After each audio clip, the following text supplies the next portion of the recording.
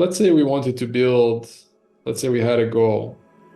Sorry for my hand writing. Let's say we have a goal to create a $100 million company. Right, and let's say that we want to do it, I don't know what timeline we're thinking. Let's say we want to do it kind of like in the 1 to 3 years range. So what are the best ways to get there, right? I mean, to get to $100 million in market value, it's not easy. I mean, to get there, especially if you start a business from scratch, it's almost impossible, right? With startups, unless you raise tons of money from VCs that will value you based on whatever you want, but you're not really come in touch with the money. Like if you're raising money from venture capital firms, you're not really going to take money home until you exit. But here, the idea is to get to that number, that $100 million exit, right? So let's say exit within 1 to 3 years. So how do we do this? The best way that I know is a roll-up. So the biggest one that I was involved with was one in the e-commerce space, where we pretty much put like 16 companies under an LOI and then raised capital for it. It was doing more than 200. So all the LOIs was doing more than like 200 million in revenues, and then the actual acquisitions was like 112 million in revenues. And I'll share with you kind of like the play there versus kind of like what we're trying to do here. So here, let's say we want to do a roll-up with few companies, right? Let's say we want to take company that doing, let's say 4 million in revenues,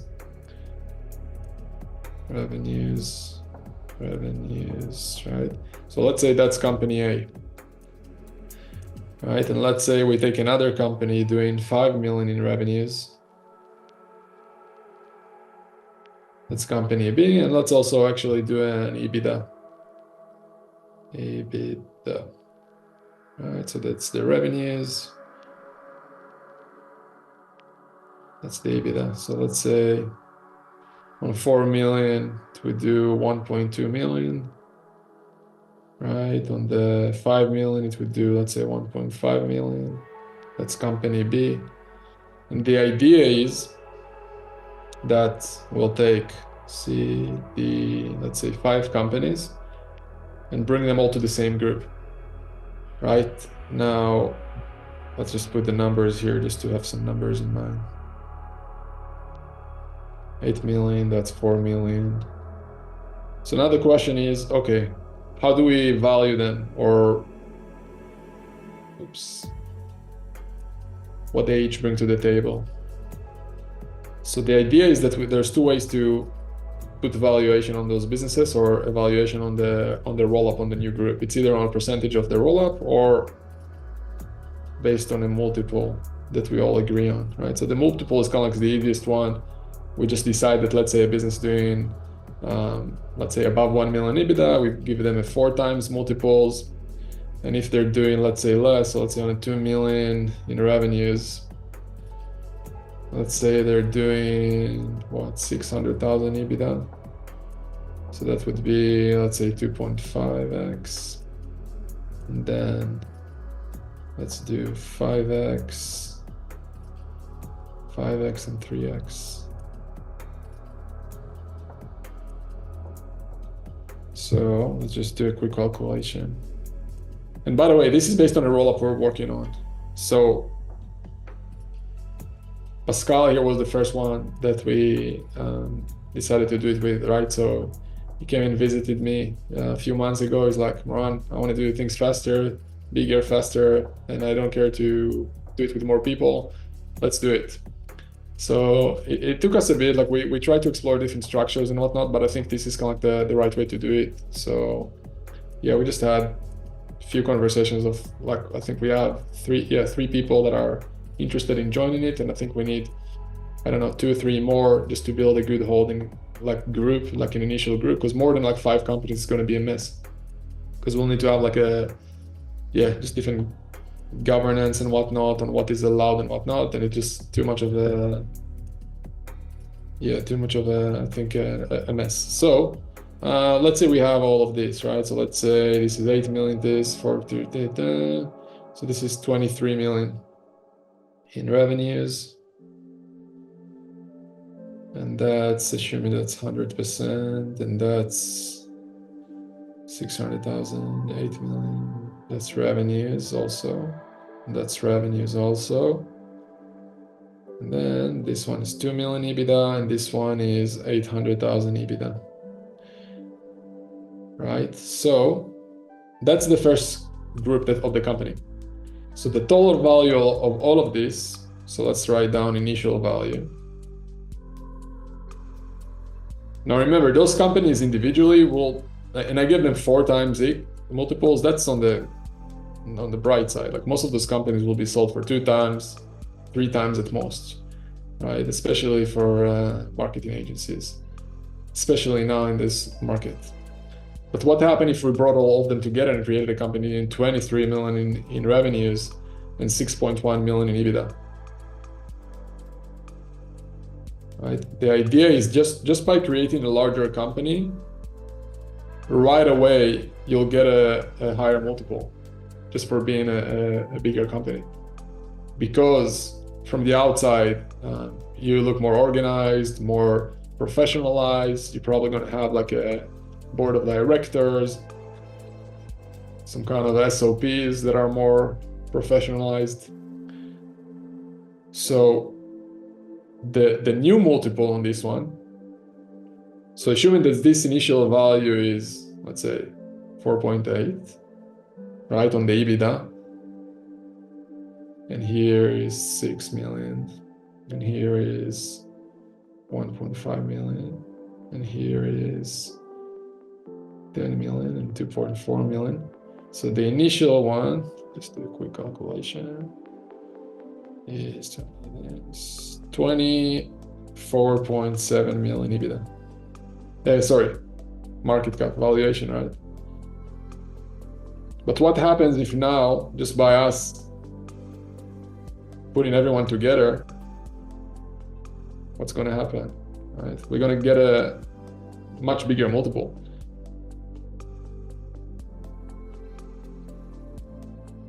So on the same EBITDA, instead of getting like 2, 3, 4 times, on these numbers, we're going to get at least 8 times multiples, right? So what would that look like then? So let's call it new value.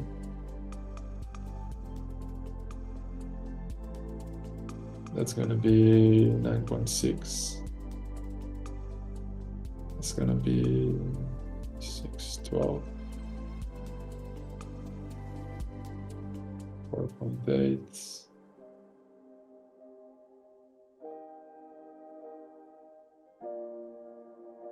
Six.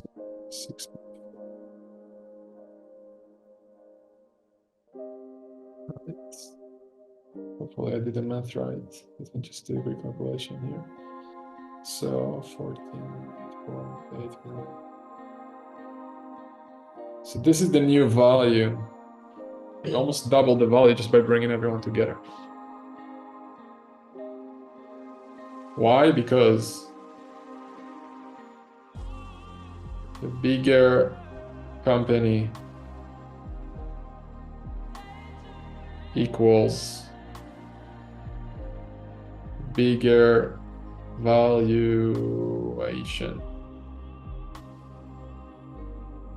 There's a reason that all the public companies out there are being valued, and again, not all the public companies, but usually public companies are being valued much more than private companies. And that's the idea, right? It's to take small private companies that individually will be worth 2 times, 3 times, 4 times, and by bringing them together, just by putting them together in a group to create 8 times multiples on the same company. So increasing the pie for everyone. Now that's assuming that we didn't even grow the business, right? But what happened if we created this round table or a mastermind and brought everyone together and supported everyone and hired, professional CEO and experts that helped all the companies, and we also shared best practices and best processes and whatnot? what could that look like then? Right? Like what if we created a CAGR of, let's say, 30%? CAGR, that's, by the way, compound annual growth. So what if we grew the business organically? Each of those businesses, what if we grew them organically now as well? Right, so tell you what that would look like. So I did that calculation earlier, so I would not need to do it live right now. But we get to 46 million revenues and 12.2 million in EBITDA.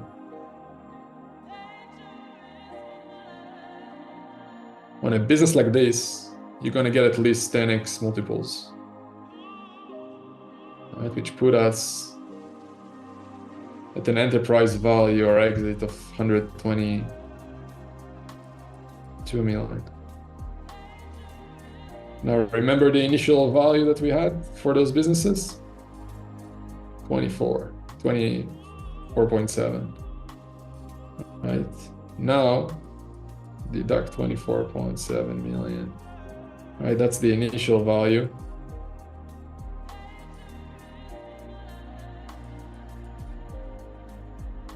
This leaves us with 97.3 million.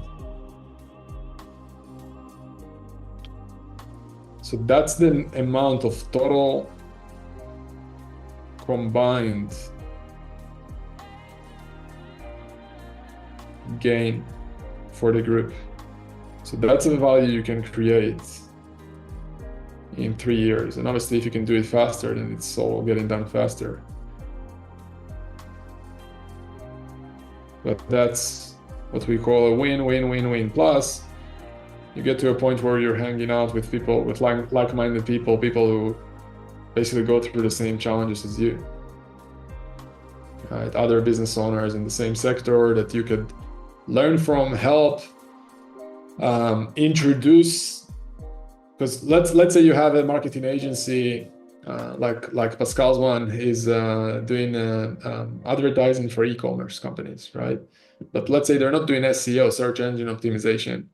And we have another agency in the network, in the roll-up, doing SEO. Who would you think Pascal would refer clients of his that are looking for SEO? Would you refer to other businesses in our network in the roll-up, or to random other companies? Right? Obviously, you'll refer to companies in our roll-up because it's win-win-win. I mean, you bring them client, and overall, it could increase the value of the overall corporation. So I guess the question is then, how do we grow organically? Because acquisitions, I mean, yeah, we showed you, I mean, we bring everyone together. That's kind of like the growth of acquisitions. And of course, every company could also do, so we have organic,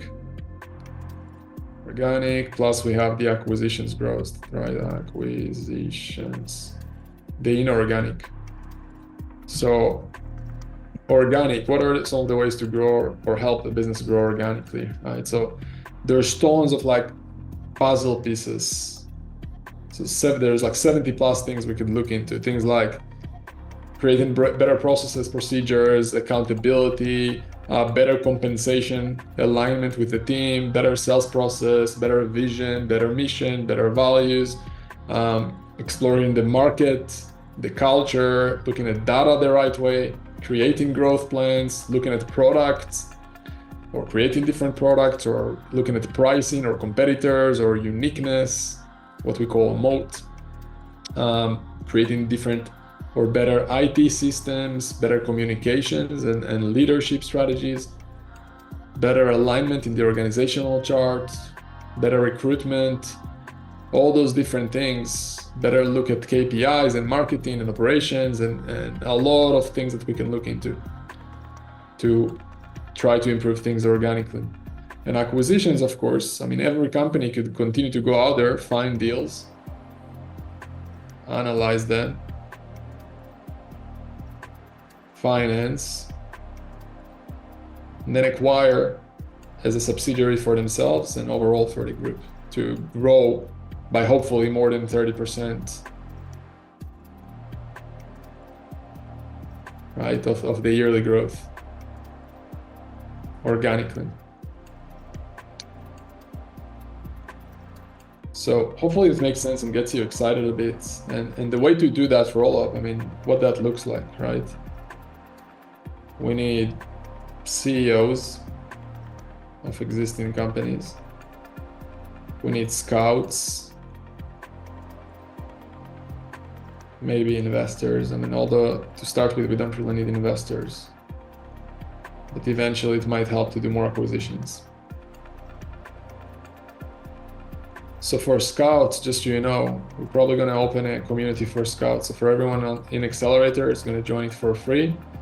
And we might have like an option to also be in acquisitions.com scouts, where you get an email of acquisitions, and we might create like a bio page on our website for acquisition scouts or associates. So we'll have like two layers. And then CEOs, of course, I mean, if you are an existing marketing agency owner, then of course, I mean, let us know. Or if you know anyone, or if you are an existing 7-figure business in a different sector, then of course the same process could be applied to a different sector as well. And investors, I mean, definitely something we can look into. We don't really officially look for it right now, but I mean, I think if people don't want to do the work, but they want to only put money, then I think it could definitely be a win for them. Because if you create a company and that size, that fast, and some investors put money, I think it could be definitely a win-win for everyone. So as far as criteria, I think it's going to be, it depends, but ideally we're looking for companies kind of at that size that I showed, right? At the, let's say 500,000 EBITDA plus.